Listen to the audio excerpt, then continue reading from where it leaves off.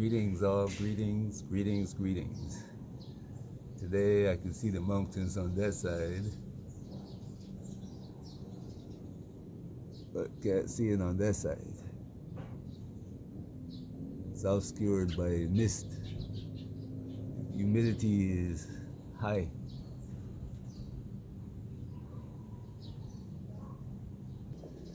Just watching the sunrise and birds, the trees, the clouds, mist lifting off the mountains.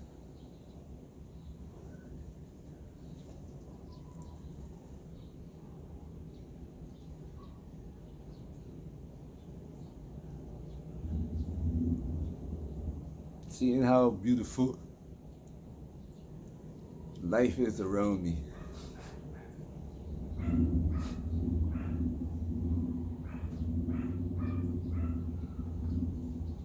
And you can take out the roar of the traffic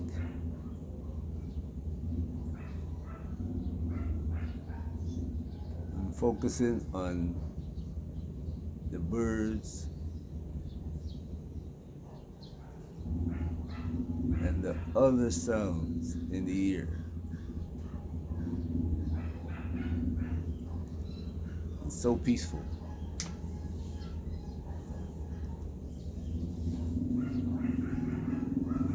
Anyway, a couple of things.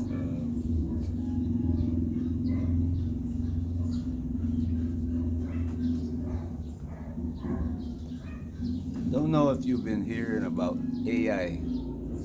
Well, I doubt if there's anyone who hasn't heard about AI.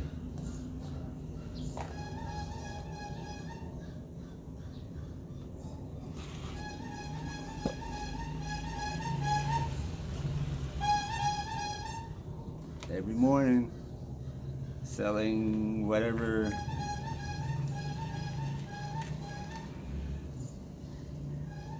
people need, coming around to the neighborhood.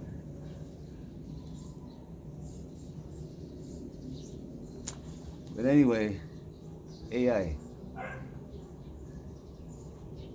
A lot of content today is being generated by AI, especially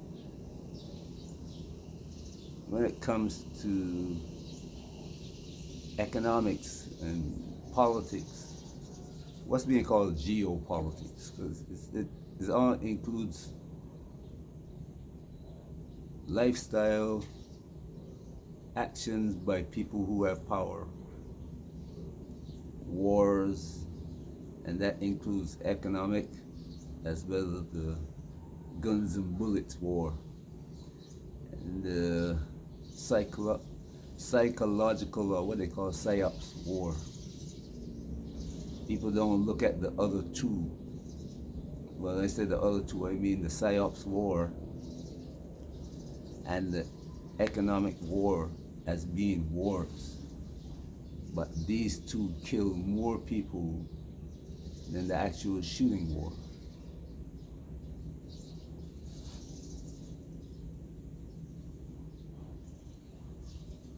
More people are killed by the psyops and economic war than is killed by the actual shooting war. What's overtaking that war now is the biological war. And that biological war is similar to what you see Fauci did with his experiment, that the walking papers came from the chemical companies, the people who produced the vaccines and the chemicals that went into those vaccines, and also the miniature computers that were put into those vaccines. And people don't believe there's a computer that is about the size of a grain of rice, and even smaller now. Because now they can take one atom and put it onto another atom and create a computation. Anyway, that is now becoming a rival of the economic and psyops war. The economic war is when they starve people to death. Like what they tried to do to the Russians when they started war, and what they tried to do with the Africans. They've been trying to do that with Africa for years. It worked so well with the Indians, or the native, not even the native, because they're not native to America either. The people who were living in America when they arrived in America. It worked so well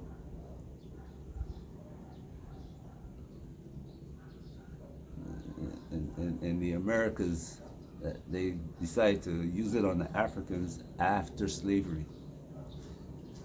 But the outcry after World War II made that part difficult. And they're drifting back towards that. If you see what's going on in Israel now, Israel is carrying out the experiment to see, on their behalf, to see how the world reacts. And the world is not reacting favorably to the so-called chosen people.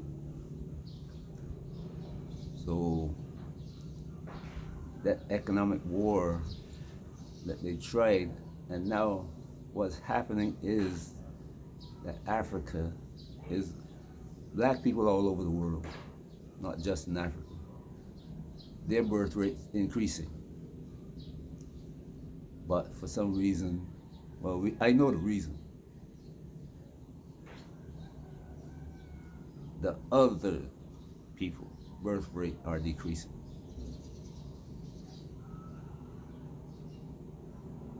You see, there's this, how would I put it now?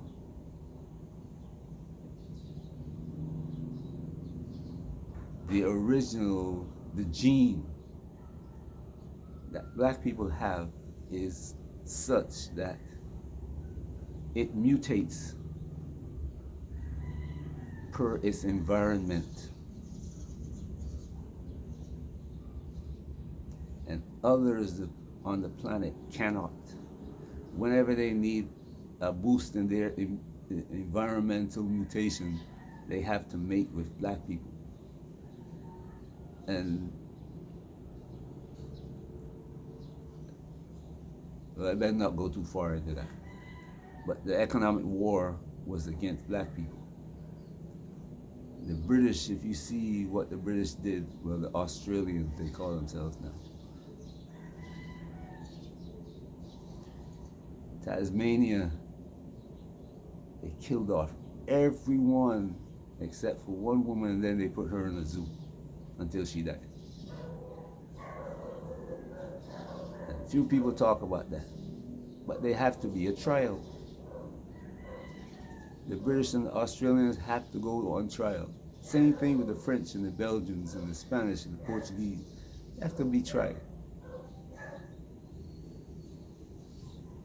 Trial may not be by their fellow man,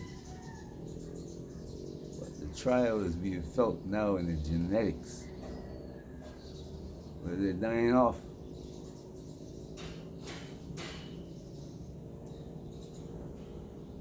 The earth, people don't believe that the earth is a living being. It sees and feels, it's connected to every one of us. Your body is just not your body alone. It interacts with every other body, every other tree, plant on the planet. Your body puts out signals. It's electric. Everything on the planet is electric, and everything puts out a signal. It's just that our senses have been deadened, that we can't see it. The trees can't. Even dogs and other animals can hear things that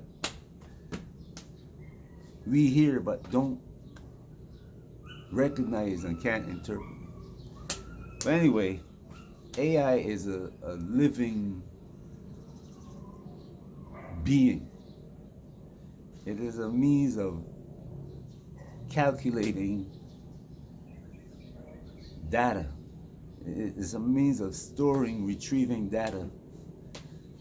And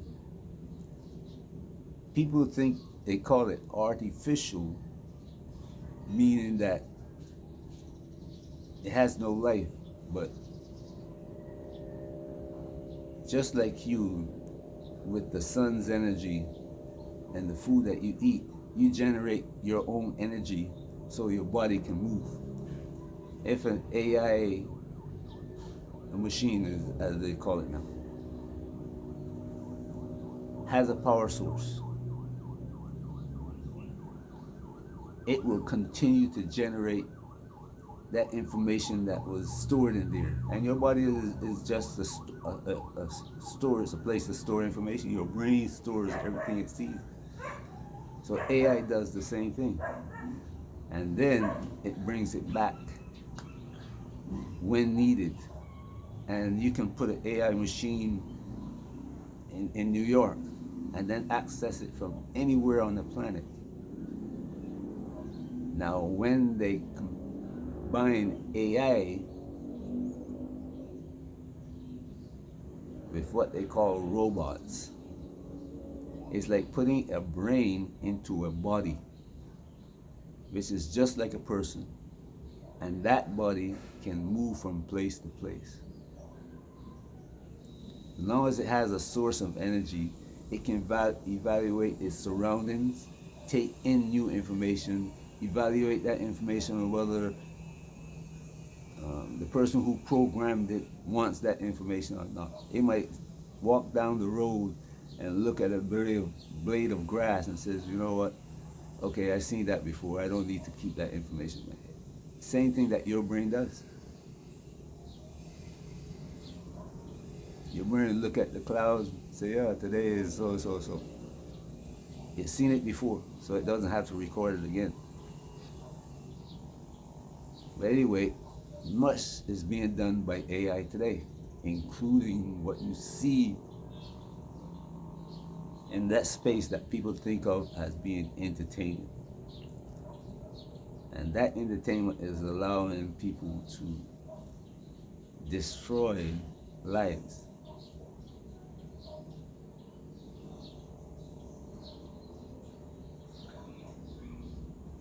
Very careful of AI. I don't say don't use it because it is tremendously valuable. But you see, especially the older generation not using it, but the younger generation who created it or who brought it into the physical realm. Because knowledge is always in the air. Serious. You might not understand what I'm saying now. You might not comprehend what I'm saying now. But it's always there. It is there, period. It is something that cannot be taken out. Knowledge is like a being that's among us, around us, everywhere in the universe. It's shared by every living being in the universe. Anyway, don't put AI out of your daily lives. But what you have to consider is how do you let into your life and into your decision-making process. You cannot allow it to be the final arbiter in everything. Like AI now has become a tool that can identify a cancer cell before trained doctors can. And it's becoming like Star Trek. You watch Star Trek, you see the doctors on Star Trek who can, with a small machine, can identify, all kind of illnesses, as we call it. It's illnesses. But really, it's just, if you watch The Matrix, it's real. It's like a program that lost, that it's like the cells of your body. That's when they turn into cancer.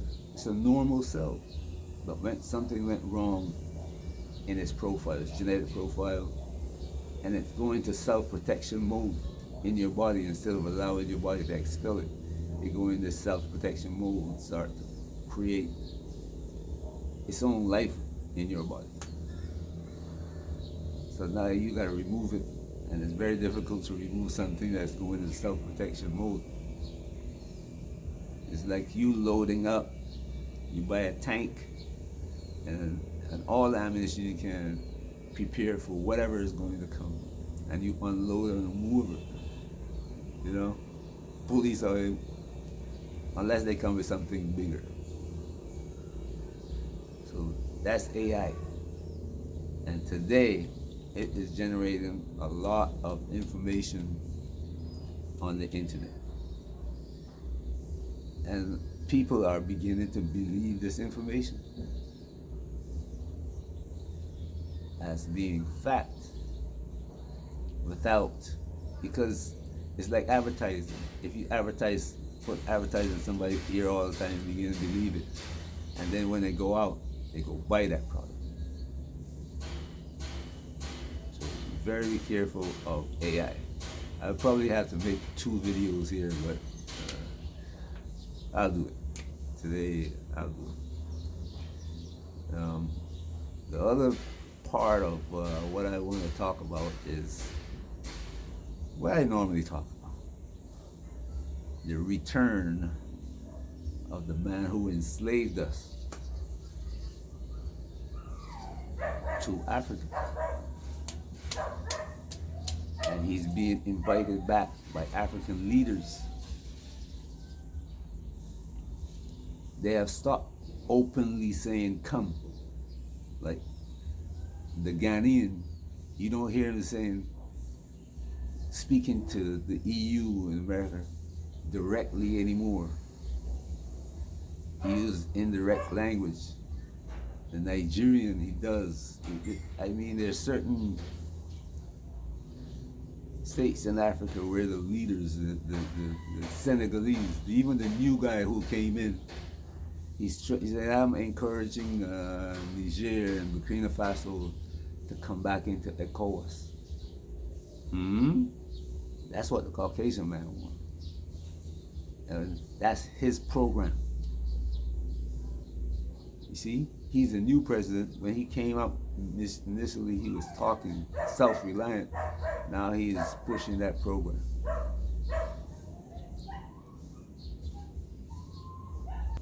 Anyway, part 2 of this video is going to deal with another subject, or a couple of subjects. And I will be back with that. Peace. Have a great day wherever you are.